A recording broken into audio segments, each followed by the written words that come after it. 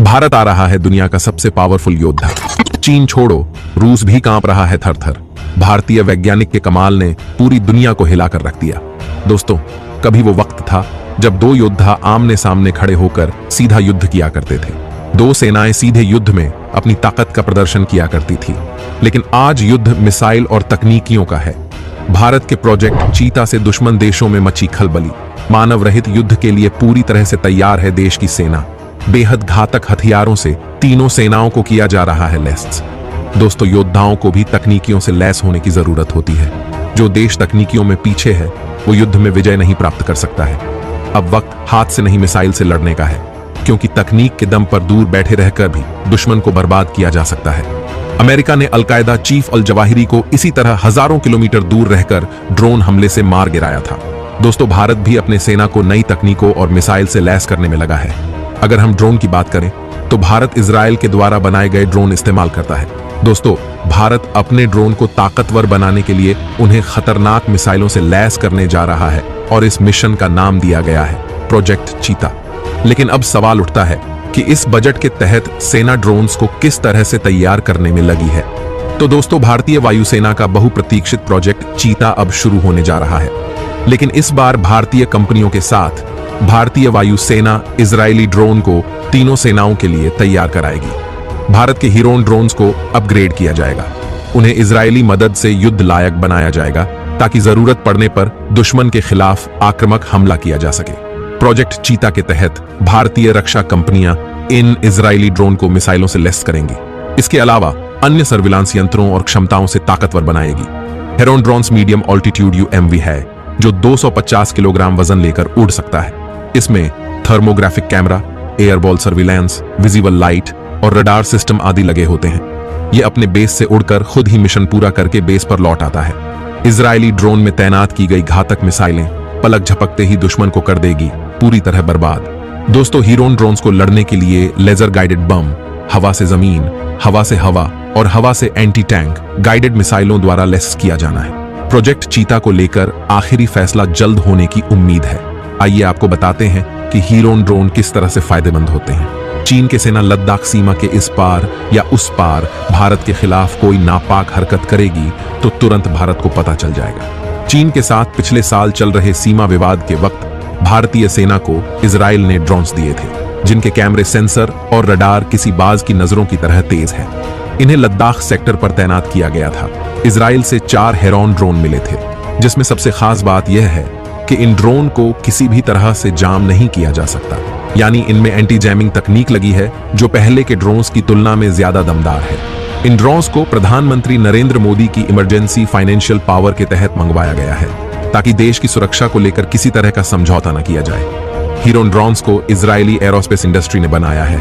ये एक medium altitude long endurance unmanned aerial vehicle है। सवाल उठता है कि इस ड्रोन की क्षमता क्या है। तो दोस्तों, हीरोन ड्रोन एक बार हवा में उड़ा तो 52 घंटे तक उड़ान भरने में सक्षम है। ये जमीन से 35,000 फीट यानी 10.5 किलोमीटर की ऊंचाई पर बेहद शांति से उड़ता रहता है। इसे नियंत्रित करने के लिए जमीन पर एक ग्राउंड स्टेशन बनाया जाता है जिसमें मैनुअल और ऑटोमेटिक कंट्रोल सिस्टम होते हैं।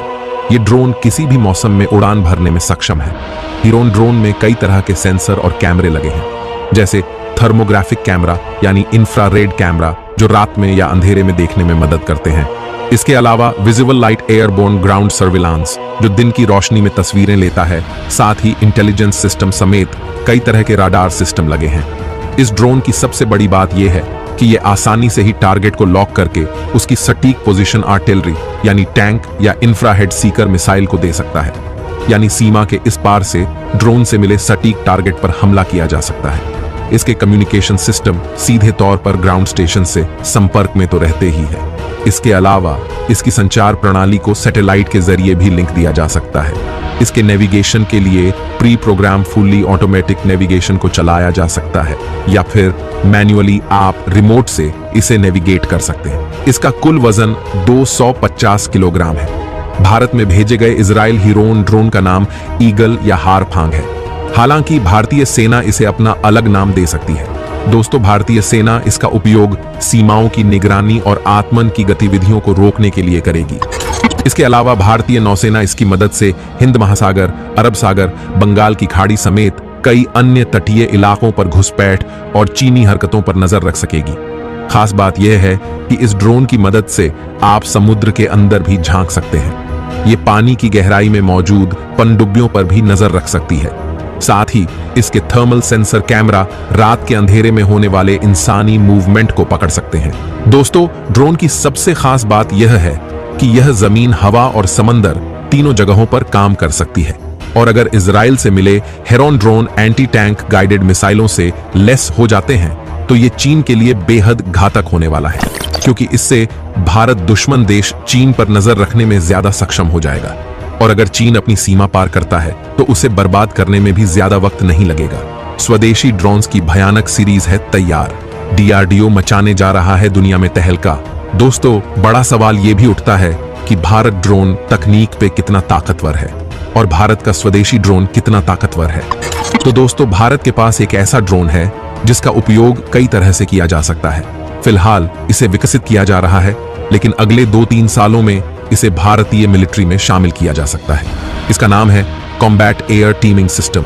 इसे बनाया है हिंदुस्तान एरोनॉटिक्स लिमिटेड और डीआरडीओ के साथ 2 अन्य संस्थाओं ने मिलकर इनका उपयोग आमतौर पर भारतीय वायुसेना और भारतीय नौसेना के लिए किया जाएगा। कैट्स के 4 वेरिएंट बनाए जा रहे हैं। CATS Warrior, CATS Hunter, CATS अल्फोर और कैट्स इन्फिनिटी। चारों का अलग अलग उपयोग किया जा सकता है या फिर एक साथ एक ही तरह के काम के लिए भी उपयोग किया जा सकता है। इन पर काम की शुरुआत साल 2018 में की गई थी। डीआरडीओ लक्ष्य ड्रोन की तरह ही HAL के कैट्स वॉरियर्स ड्रोन में PTA-E7 क्वीन टर्मोजेट इंजन लगा है। ये वॉरियर ड्रोन 2x4 का फॉर्मेशन बनाकर हमला करता है। इसका डिजाइन मिसाइल की तरह बनाया गया है। ये stand of air launched cruise missile की तरह दागी जाती है। इसे भारतीय वायुसेना अपने टाइगर जेट्स मिराज 200, जैगुआर या सुखोई Su-30 AMKI में भी लगा सकती है। इसके विंग्स मुड़ सकते हैं। ये 250 किलोग्राम वजन का हथियार उठा सकता है या खुद ही आत्मघाती हथियार बन सकता है। इसकी मारक रेंज 200 से 300 किलोमीटर है। एक बार टारगेट पर बम गिराने के बाद ये वापस भी लौट सकता है। ये दुनिया के किसी भी नेविगेशन प्रणाली को फॉलो करके दुश्मन पर हमला करने में सक्षम है। कैट्स अल्फा स्वयं अटैक के लिए बनाया गया है। यह एक आत्मघाती हथियार है, यानी एक बार इसे छोड़ दिया जाए तो ये दुश्मन के टारगेट पर जाकर खुद के साथ साथ उसको भी बर्बाद कर देता है। ग्लाइड करते हुए 100 किलोमीटर की रेंज तक जा सकता है।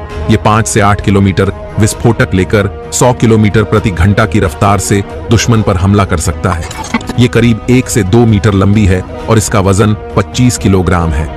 इसमें फाइटर जेट्स भी लगाया जा सकता है। जगुआर फाइटर जेट्स में 24 ड्रोन लगाए जा सकते हैं। सुखोई फाइटर जेट से 30 से 40 अल्फा ड्रोन दागे जा सकते हैं। और कैट्स इन्फिनिटी को स्पेस रिसर्च एंड टेक्नोलॉजी विकसित करने में लगी है। ये हाई एल्टीट्यूड सूडो सैटेलाइट के तौर पर उपयोग की जाएगी। ये ऐसा ड्रोन होगा जो 70,000 फीट की ऊंचाई पर 3 महीने तक लगातार उड़ान भर सकता है। इसका वजन 500 किलोग्राम होगा। ये इतनी ऊंचाई से लगातार निगरानी कर सकता है। इसका विंग स्पेन 50 मीटर होगा। इसकी क्रूज स्पीड 90 से 100 किलोमीटर की होगी। इसका मुख्य काम जासूसी निगरानी होगा। भविष्य में इसे हमला करने के लिए भी तैयार किया जा सकता है। इनके अलावा जिनमें तपस प्रमुख है, जो जल्द ही सेना में शामिल हो जाएगा। दोस्तों, आज के वीडियो में बस इतना ही। अगर यह जानकारी पसंद आई हो तो वीडियो को लाइक और चैनल को सब्सक्राइब जरूर कीजिएगा। धन्यवाद।